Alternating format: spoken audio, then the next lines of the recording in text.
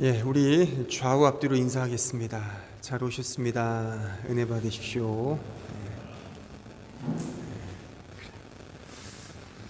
오늘은 추수감사 주일을 우리가 지키고 있습니다. 우리 하나님 말씀을 같이 봉독하겠습니다. 빌립보서 4장 6절로 7절입니다. 우리 다 같이 함께 읽겠습니다. 시작. 아무것도 염려하지 말고 다만 모든 일에 기도와 간구로 너희 구할 것을 감사함으로 하나님께 아뢰라. 그리하면 모든 지각에 뛰어난 하나님의 평강이 그리스도 예수 안에서 너희 마음과 생각을 지키시리라. 아멘. 심리학 용어 가운데 이런 말이 있다 합니다. 리프로스펙티브 falsification이라는 말인데 회상성 기억 조작이라는 말입니다. 그러니까 자신을 합리화하기 위해서 무의식적으로 그 기억을 조작하는 것을 의미하죠. 그러니까 자신이 좋아하는 것만 기억하고자 하는 그런 인간의 심리를 말하는 것입니다.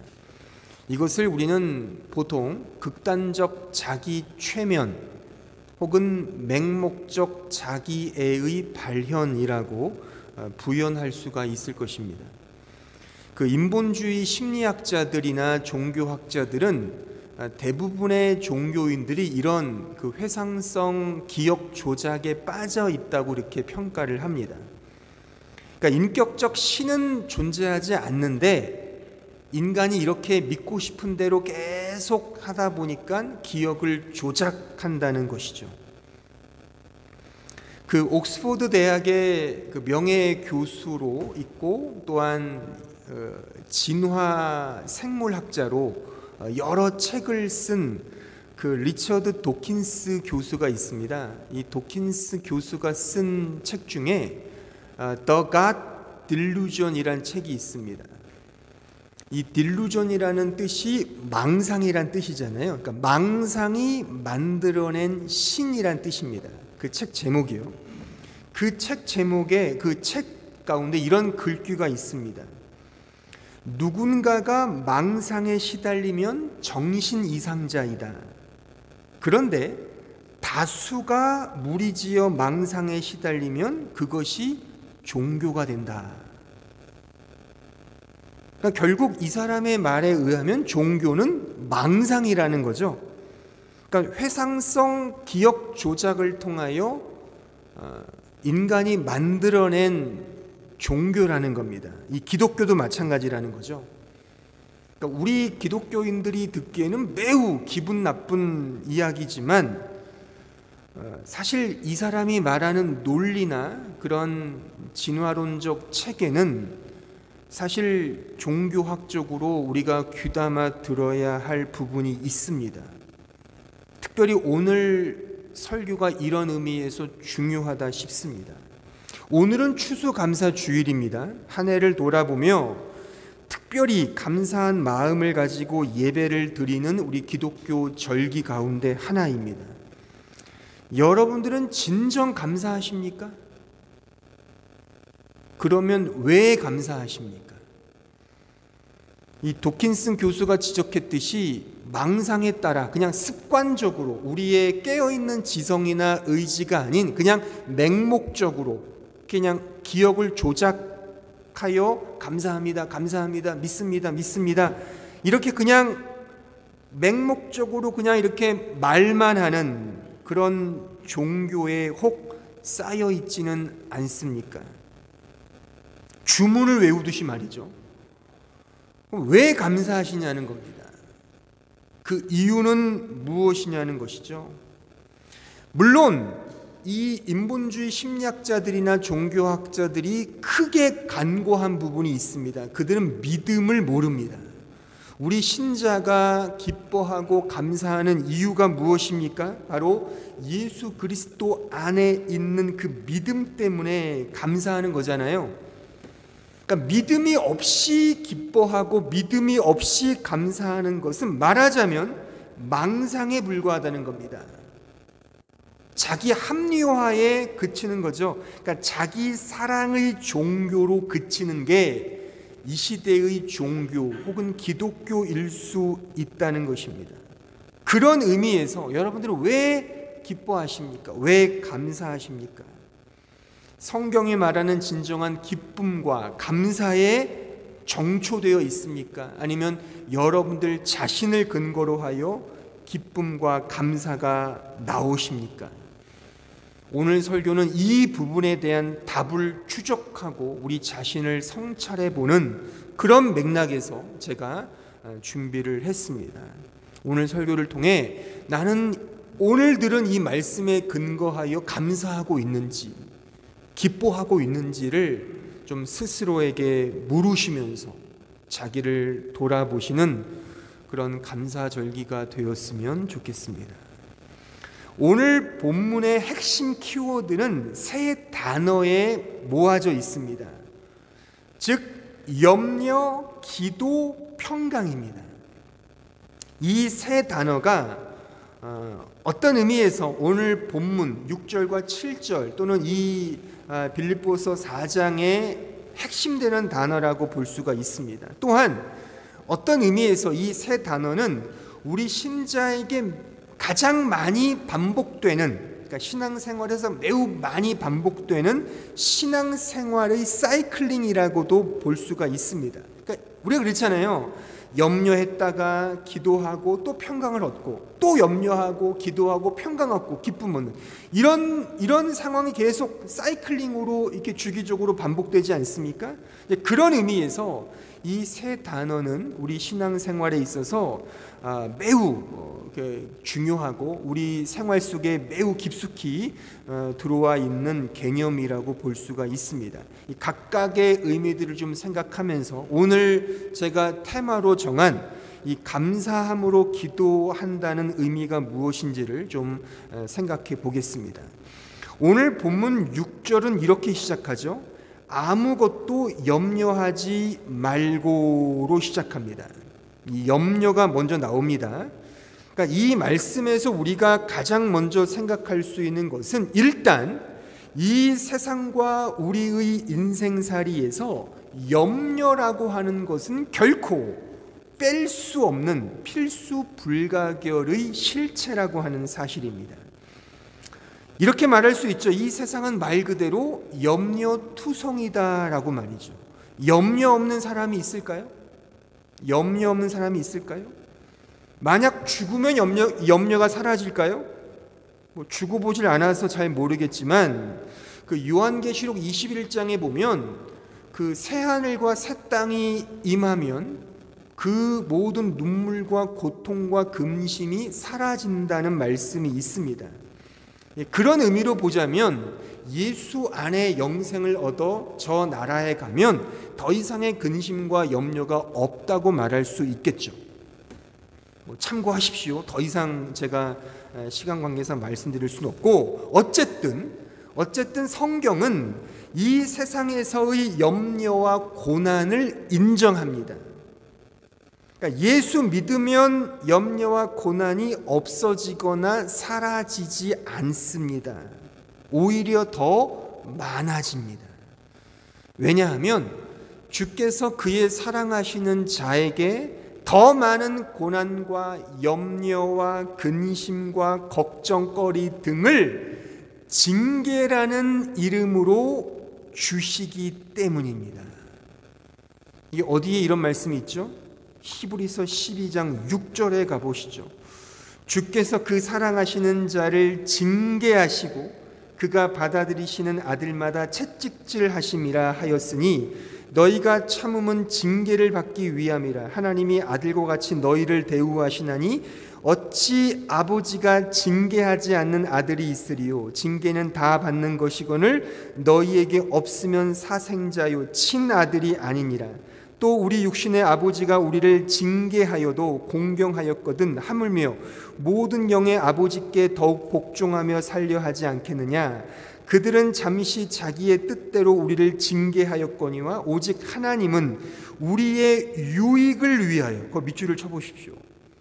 우리의 유익을 위하여 그의 거룩하심에 참여하게 하시느니라.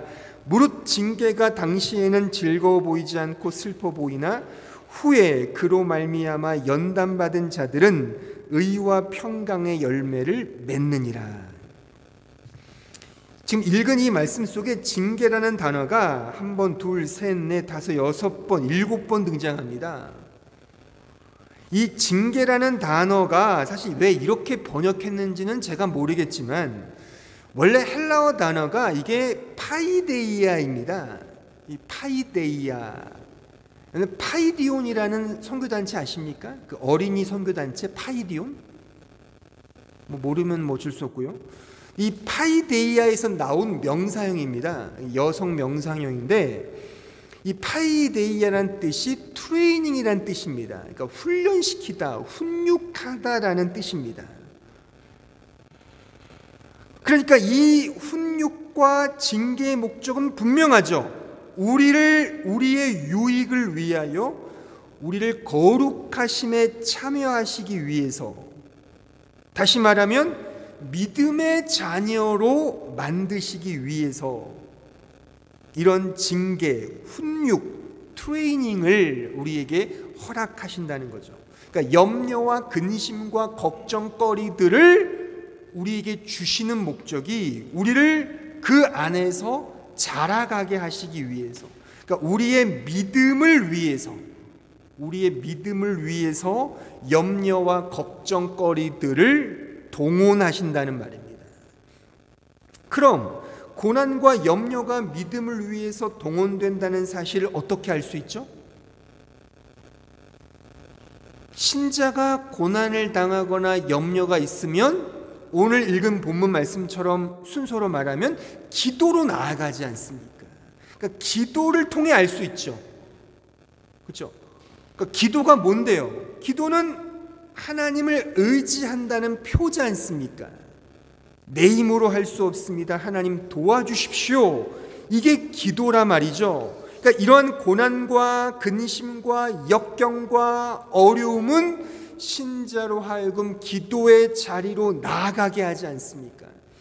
그게 바로 믿음을 자라게 하는 수단이요 도구라고 하는 것입니다. 오늘 6절 하반절은 이렇게 곧이어서 말하죠. 다만 모든 일에 기도와 간구로 너희 구할 것을 감사함으로 하나님께 아뢰라. 기도의 자리로 가게 한단 말입니다. 절대 의존성의 표인 이 기도의 자리로 간단 말이죠. 그러니까 고난이 생겨서 기도를 했더니 하나님을 만나는 자리다 그겁니다.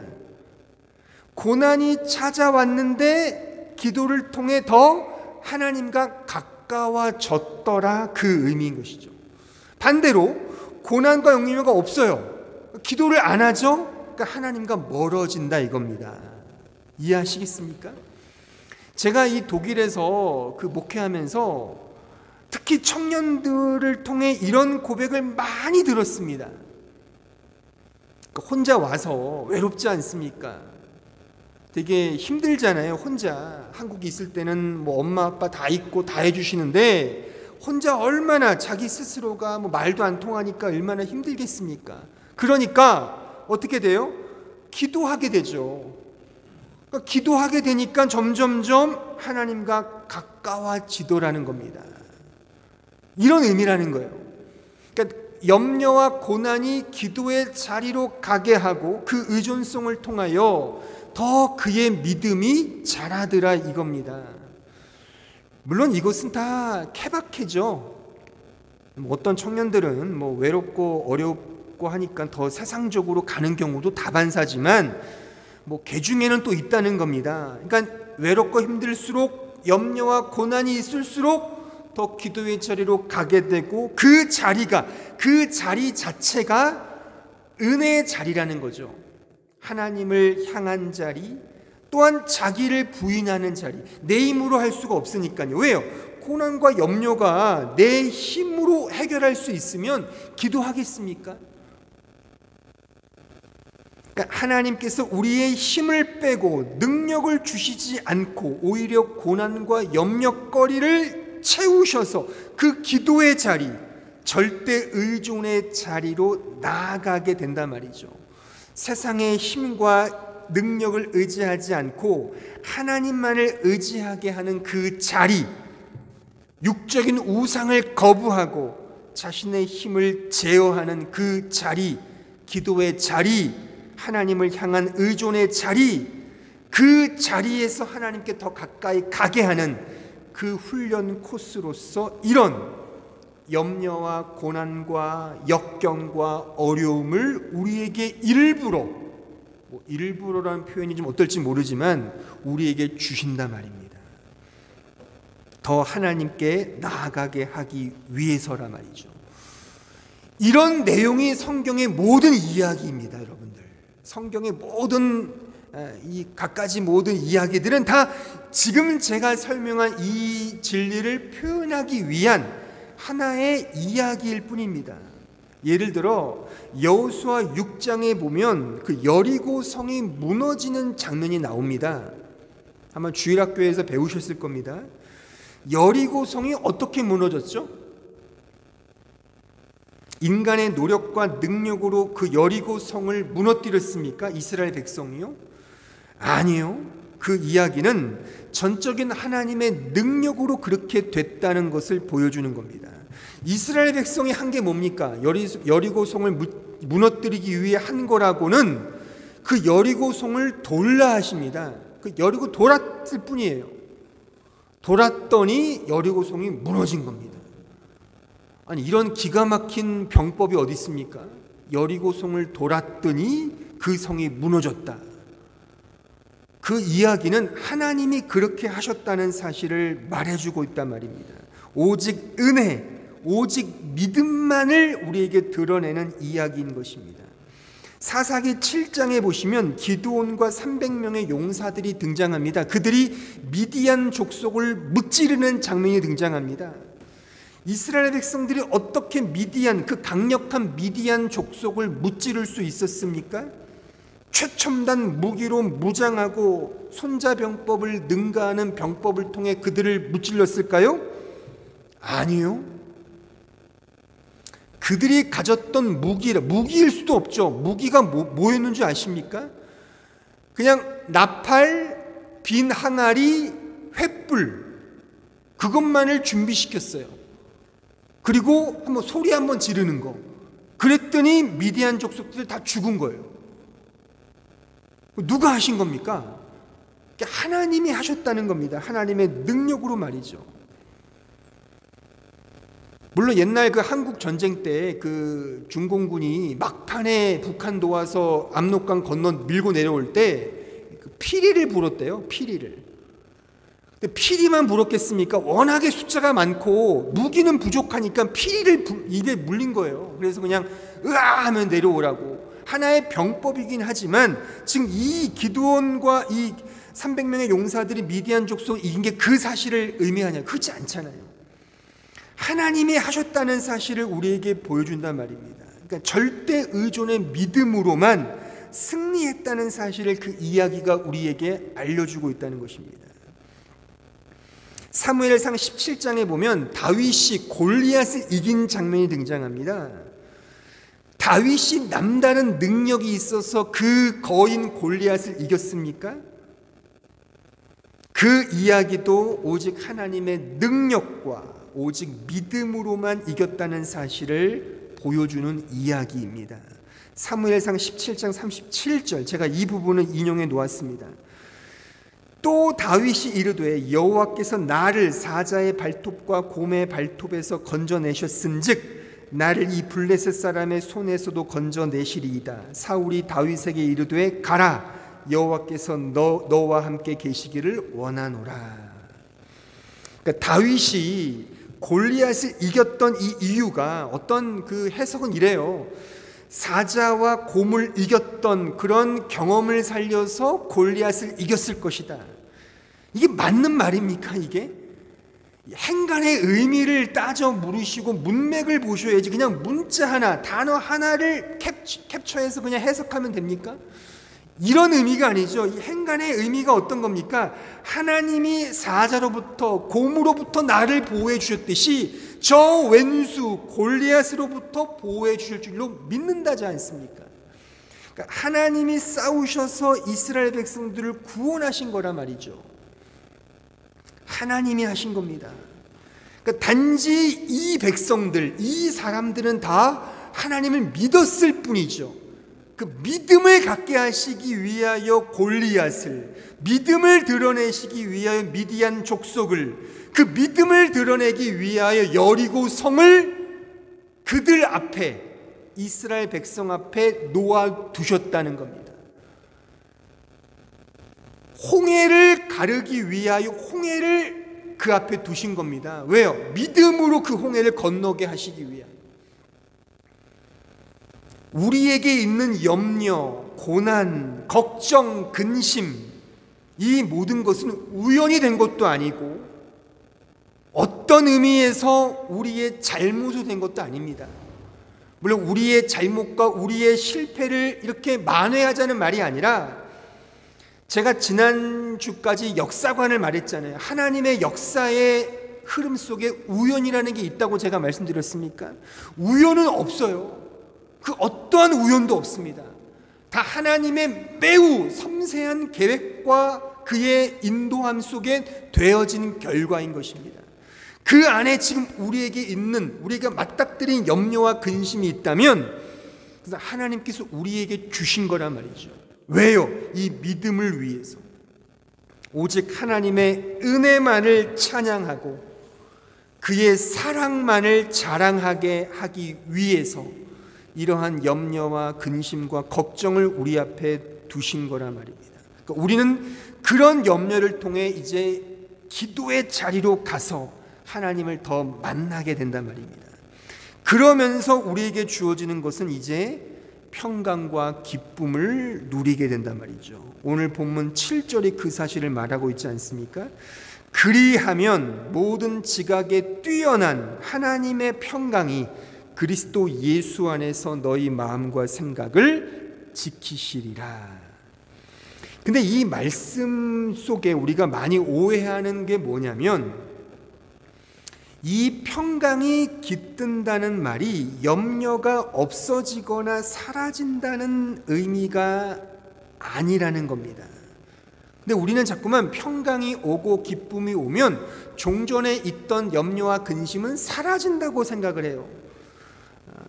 염려 중에 기쁨이 있다는 겁니다.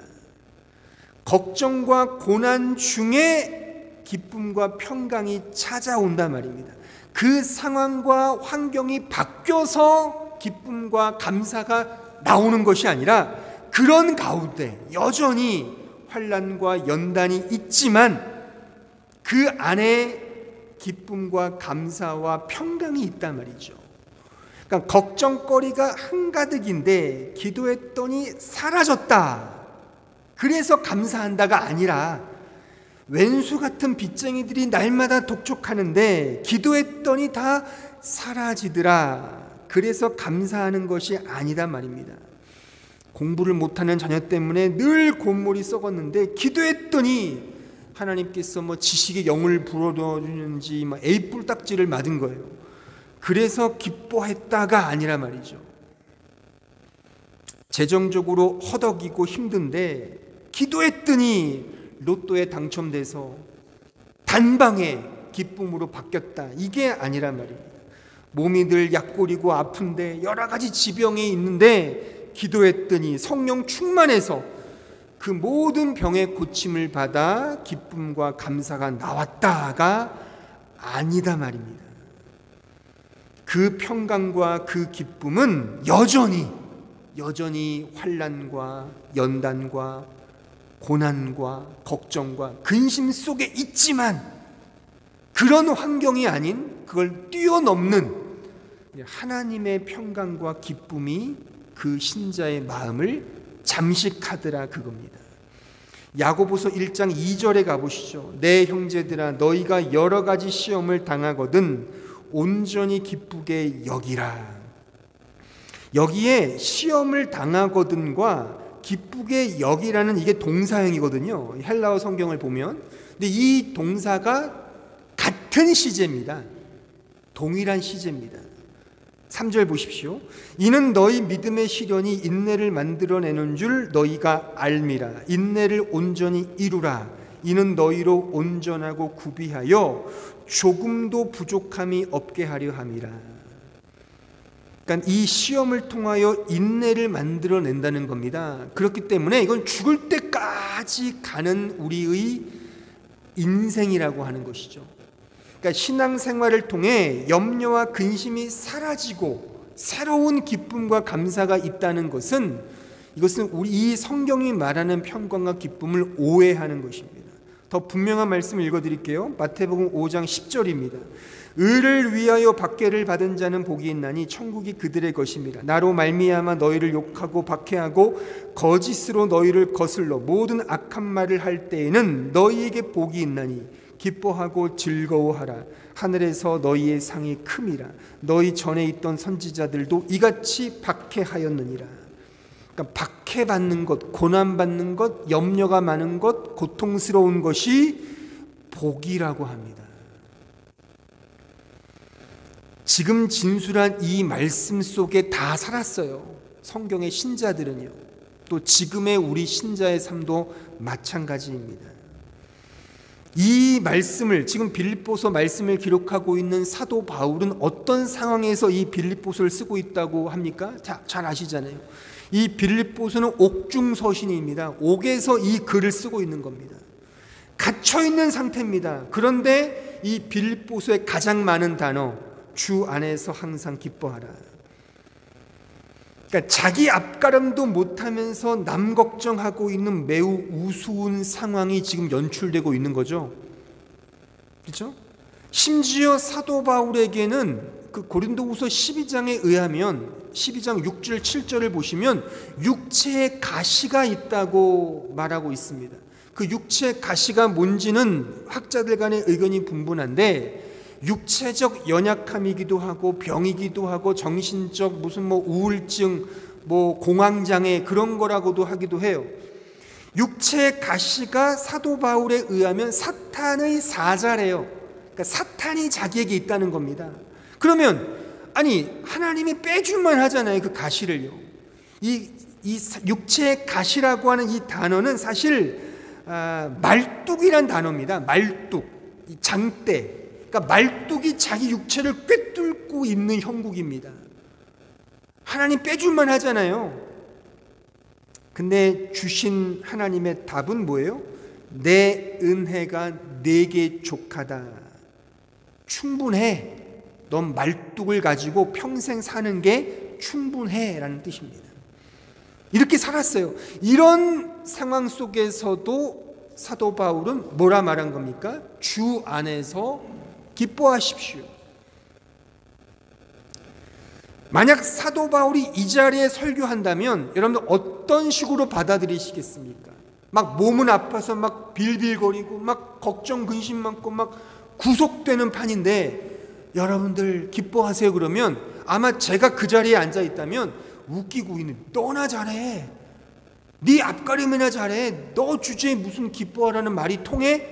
이런 말을 할 정도는 뭐예요? 사회적으로 덕망이 있거나 명망이 있거나 성공하거나 그런 사람들이 뭔가 이렇게 막 이렇게 좀 잘된 사람이 주님 믿으면 잘 됩니다. 기뻐하십시오. 아, 저거구나. 나도 저렇게 돼야지. 그러니까 간증하는 사람들의 공통점이 뭐예요? 잘된 사람들이잖아요. 실패하고 이렇게 얼치기들이 간증합니까? 잘된 사람이 간증하죠. 지금 사도 바울은 간증자로 섭외가 안 될 사람이에요. 이 사람은. 이런 장면은요, 심지어 우리가 믿음의 대상으로 믿고 있는 예수님도 마찬가지였습니다. 예수님에게 이런 모욕과 치욕이 있다는 거 아시죠? 자, 마태복음 27장 38절을 보십시오. 이때 예수와 함께 강도 둘이 십자가에 못 박히니 하나는 우편에 하나는 좌편에 있더라. 지나가는 자들은 자기 머리를 흔들며 예수를 모욕하여 이르되 성전을 헐고 사흘에 짓는 자여, 내가 만일 하나님의 아들이거든 자기를 구원하고 십자가에서 내려오라 하며 그와 같이 대제사장들도 서기관들과 장로들과 함께 희롱하여 이르되 그가 남은 구원하였을 때 자기는 구원할 수 없도다. 그가 이스라엘의 왕이로다. 지금 십자가에서 내려올지어다. 그리하면 우리가 믿겠노라. 아주 매우 예수님을 지금 모욕하는 표현들입니다. 예수를 희롱하고 조롱하는 명분은 지금 분명해 보이죠. 그렇죠? 너가 남은 구원하겠다고 떵떵거리면서 정작 너 자신은 그 모양 그 꼴이냐? 과연 누가 너를 믿겠냐? 너가 정말 이스라엘의 왕이긴 하냐 이겁니다.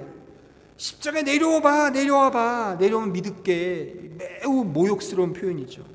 이 종교 사기꾼아라고 지금 예수님을 지금 이렇게 모독하고 있는 것입니다. 이게 팩트예요. 이것이 당시에 역사책에 기록되어 있는 예수의 어떤 흔적입니다. 그러니까 우리가 생각하듯이 예수님은 대접받지 않으셨습니다. 언제나 매 순간 고난과 염려와 걱정과 근심 속에 자신의 십자가의 길을 걸어가신 겁니다. 그걸 통하여 오직 하나님을 향한 믿음, 그 감사와 하나님을 의존하는 그 절대 의존성만이 드러난 것이죠. 그러니까 이런 가운데 평강과 기쁨이 찾아든단 말입니다. 염려 가운데 하나님을 찾고 그 찾음이 곧 평강이라고 하는 것이죠. 하나님을 향하여 나아가는 그 믿음이 곧 평강과 기쁨인 것입니다. 하나님께 기도로 나아간다는 그 자체가 기쁨이요 평강이요 감사인 것입니다. 하나님 자체가 신자의 기쁨인 것이죠. 무언가가 생겨서 그 결과로 감사하는 것이 아니라 감사가 원인인 것이죠. 왜냐하면 하나님이 목적이시기 때문입니다. 이 부분을 잘 이해하셔야 합니다. 감사는 결과가 아니라 원인인 것입니다. 왜요? 하나님이 목적이기 때문에. 근데 우리는 어떻습니까? 원인으로 생각하지 않고 결과로 생각하잖아요. 감사를요. 안 그렇습니까?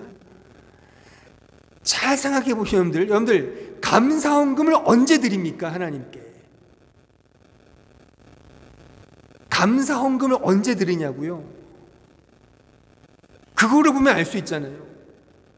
한국 교회 교인들 감사헌금은 뭔가 잘 되면 드리잖아요. 미리 드리는 사람이 있을까요? 미리 드리는 경우도 있다고는 하지만 감사헌금의 목적은 잘 됐으니까, 뭐 집을 사니까 감사헌금 드리고, 입시되니까 감사헌금 드리고, 취직해서 감사헌금 드리고, 뭐 생일 감사헌금 드리고, 뭐 이거 드리잖아요. 이런 감사헌금 나쁘다는 게 아니라 우리의 어떤 나름의 신앙의 컬러가 지금 제가 설명한 이 의미를 이해하기보다는 다 결과 중심적으로 감사와 기쁨이 있기 때문에 성경이 말하는 진정한 감사와 기쁨이 아니라 말이죠. 그렇기 때문에 아까 말했던 그런 도킨슨이나 이런 사람들이, 이 인본주의 심리학자들이 기독교와 종교를 비판할 때 우리는 아무런 말을 할 수가 없는 거죠. 왜요? 우리 그렇게 해오고 있거든요. 다 망상에 젖어서 아무런 감각 없이 그냥 습관적으로 기복적으로 감사하고 기뻐하지 않냐 말입니다. 근데 그것이 성경이 말하는 기쁨과 감사가 아니라는 겁니다.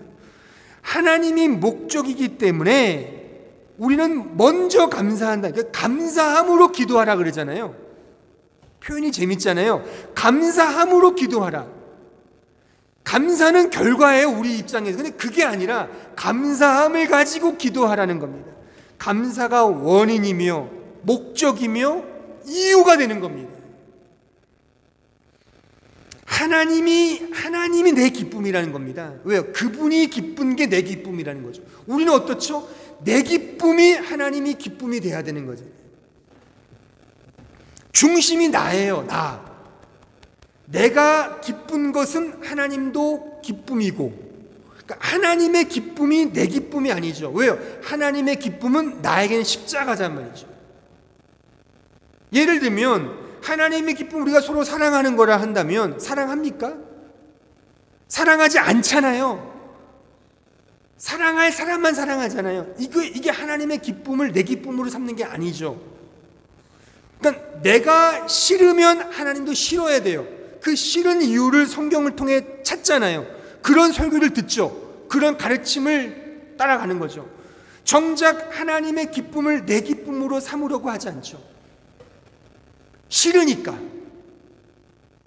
이게 인본주의란 말이죠. 신본주의는 내가 싫어도, 내가 하기 싫어도, 짜증이 나도 하나님이 기뻐하시니까 순종해야지. 이게 하나님의 기쁨을 내 기쁨으로 하는 거죠. 그러니까 이런 토대에서는 필연적으로 자기 부인이 생성될 수밖에 없죠. 왜요? 내 기쁨을 죽여야 되니까. 내 기쁨은 육체적 소욕이지 않습니까? 힘들어도 하나님의 기쁨이면 내가 살기 위해 바등바등 노력하고 순종하는 그 삶, 이게 기독교 기쁨주의입니다. 인간의 기쁨을 하나님의 기쁨으로 둔갑시키는 것이 아니라 내 기쁨을 하나님의 기쁨인 양 합리화시켜서 그렇게 살아가면서, 우리 모두는 다 주 안에서 기뻐하는 게 아니라 돈 안에서 기뻐하잖아요. 돈 안에서 기뻐하는데 그게 주 안에서 기뻐하는 양 착각을 하죠. 계속 그렇게 우리를 주문을 걸어요. 이게 회상성 기억 조작이라는 겁니다. 종교적으로 말하면. 그러니까 신앙이 자신이 목적이면 다 우리는 조작을 할 수 있어요. 우리 스스로를 조작을 해서 평강과 기쁨을 누릴 수 있습니다. 이게 긍정적 사고방식이죠.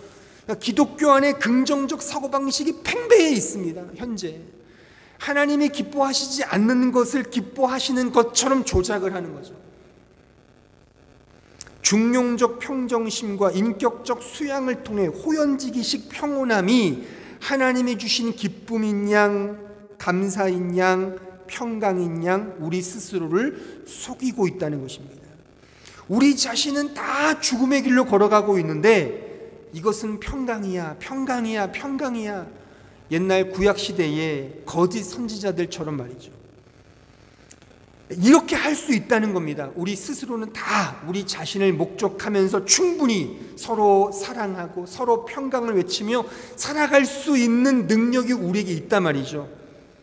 하지만 다 가짜라는 겁니다. 진짜 하나님의 기쁨은 주님의 십자가를 따라갈 때 주어지는 기쁨이 진짜 기쁨이라는 것입니다. 그래서 염려, 기도, 평강인 겁니다. 가장 먼저 우리에게 주시는 것은 어떤 의미에서 제가 지난 역사관 강의 때 말씀드린 죽음의 길로 우리를 몰고 가신단 말입니다. 그 길을 통해 우리는 진짜 하나님의 은혜와 감사가 흘러나오는 것이죠. 그래서 하나님께서는 결코 신자에게서 그 염려와 그 걱정의 가시 등을 제거해 주시지 않습니다. 신자의 기쁨과 평강은 이 환경과 여건에 좌우되는 것이 아니기 때문입니다.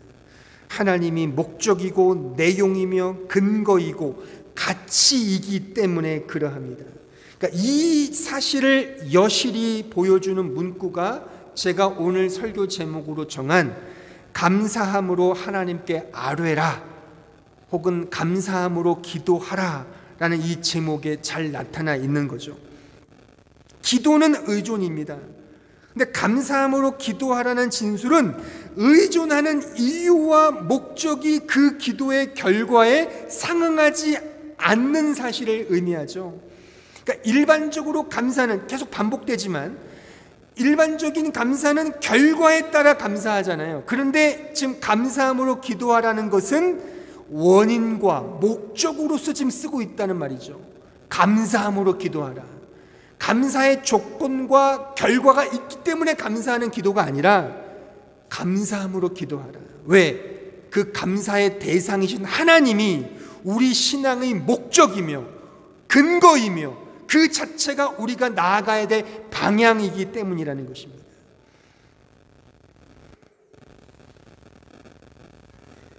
그래서 그분께 기도하는 것 자체가 기쁨이요 감사라고 하는 것입니다.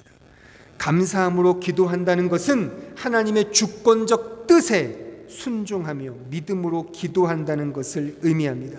기도 응답의 유무와는 관계없이 하나님께 기도할 수 있다는 그 자체에 감사하는 것입니다. 기도할 수 있는 이 자리, 하나님을 아버지라 부를 수 있는 그 자리, 우리 주 예수 그리스도가 나의 주님이라고 하는 그 자리에 서서 기도할 수 있다는 그 자체가 기쁨이요 감사라고 하는 것입니다. 관심의 대상이 기도 제목이 아니라 기도의 대상을 향한 믿음인 것이죠. 보십시오. 믿음이 없는 기도, 목적이 하나님이 아닌 기도는요, 일단 기도를 하고 그 기도 응답에 따라서 그 기도는 끝납니다. 그렇죠? 지금 아마도 한국에는 수능을 위한 기도가 한창일 겁니다. 수능 끝나면 기도합니까? 끝나죠. 이제 더 이상 안 모여요. 이제 수능 그 당일날은 엄청나게 미어 터지죠. 막 주여 주여 외치면서 막 기도해요. 근데 딱 끝나면 이제 다 돌아가죠. 더 이상 기도가 없는 거죠. 목적이 뭐예요? 그 자리에 모인 목적이 뭐냐고요? 하나님입니까? 물론 제가요, 수능 기도를 하지 말자가 아닙니다. 그것도 목적일 수 있어요. 하지만 그것은 우리의 궁극적인 목적이 아니라는 말이죠. 우리의 궁극적인 목적은 그것을 넘어서서 이제 하나님의 뜻을 구할 수 있어야죠. 그것을 통해 우리가 진정한 신앙의 기쁨과 감사와 평강이 찾아온단 말입니다. 그러니까 기도 제목은 종속적 목적이라는 거죠. 진정한 궁극적 목적, 최고의 목적은 하나님이라는 것이죠. 하지만 우리는 다 환경적 이 상황과 어떤 이 종속적 목적에 머물러야 될 이 여건에 우리는 골몰해하고 그것에 목적하며, 그래서 우리는 두려워하는지도 모릅니다.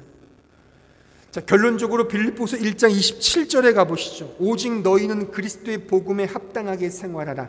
이는 내가 너희에게 가보나 떠나 있으나 너희가 한 마음으로 서서 한 뜻으로 복음의 신앙을 위하여 협력하는 것과 무슨 일에든지 대적하는 자들 때문에 두려워하지 아니하는 이 일을 듣고자 함이라. 이것이 그들에게는 멸망의 증거요 너희에게는 구원의 증거니 이는 하나님께로부터 난 것이라. 잘 보십시오. 세상과 인생의 궁극적 문제는 사실 세상 문제에 목적을 두기 때문에 생성되는 것입니다. 그래서 그 세상 문제에 두려움을 갖습니다. 그러니까 두려움을 갖는 대상이 내가 목적하는 겁니다. 지금 여러분들이 두려워하는 게 뭡니까? 두려워하는 그 대상이 여러분들이 목적하고 있는 겁니다. 그러니까 두렵다는 게 영어로 fear거든요.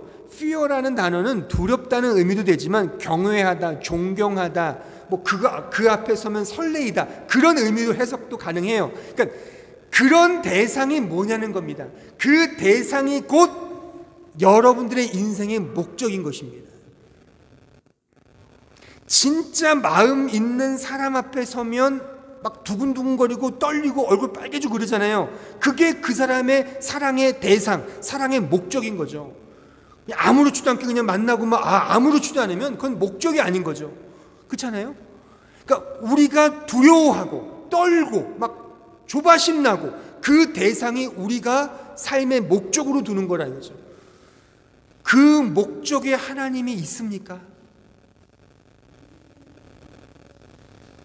그 의존성 앞에 하나님이 있냐는 말입니다. 지금 제가 읽은 빌립보서 1장 27절 그 말씀 말하는 거예요. 복음에 합당하게 생활하라. 그러면 세상을 두려워하지 않을 것이다. 그 말이잖아요. 왜 우리의 기도가 세상 것, 기복적인 것에 이렇게 매여 있냐면 그걸 두려워하기 때문이에요. 저도 두렵습니다. 통장에 돈이 없어지는 거, 자식들이 걱정 끼치는 게 두려워요. 그래서 어떻게든 뭔가 잘해보려고 하는 거죠. 그게 저의 목적이 되는 거죠. 근데 정작 하나님 앞에 우리가 얼마나 두려워하는가, 떠는가, 경외하는가. 지금 제가 설명한 이것이 감사함으로 기도하라는 의미입니다. 일본의 기독교 사상가 중에 아주 잘 알려진 한 사상가가 있습니다. 그러니까 일본이란 나라는 매우 기독교 복음이 이렇게 가난한 나라인데 그 가운데 매우 아주 탁월한 그런 사상가가 있었어요. 그 우찌무라 간조라는 그 사상가가 있습니다. 이분이 이런 말을 했답니다. 하나님께서 내 기도를 전부 들어주시지 않은 것에 감사드린다라고 말이죠. 하나님께서 내 기도를 전부 들어주시지 않은 것에 감사합니다라고 그는 말했다고 합니다. 이 문구의 의미는 기도는 결과가 아닌 원인이며 수단이 아닌 목적이라는 의미를 담고 있다고 생각합니다. 기도는 어떤 문제가 해결돼서 그 결과에 초점을 맞춰서 감사하는 것이 아니라 그 기도 자체가 원인이며 감사 그 자체가 목적이며, 왜? 하나님이 우리의 목적이니까, 우리의 궁극적 목적이고 근거이기 때문에 감사함으로 기도하게 된단 말이죠. 그래서 오히려 들어주지 않는 게 감사한 거죠. 왜요? 하나님이 목적이니까. 이 의미를 아시겠습니까? 이게 제가 오늘 말하고자 하는 감사함으로 기도하라의 진의입니다. 내 뜻이 이루어졌기에 감사가 아닌, 내 소원풀이가 성공했기에 기쁨이 아닌, 하나님이 나의 모든 것 되신다는 이 사실, 하나님이 나의 삶의 목적이며 믿음의 근거라고 하는 사실, 하나님이 나를 은혜로 부르셔서 나의 아버지가 되어주셨고 나의 주님이 되어주셨다는 이 사실 외에 신자에게 진정한 감사와 기쁨이 어디에 있겠습니까? 이것이 감사함으로 기도한다는 것, 믿음으로 기도한다는 것의 의미입니다.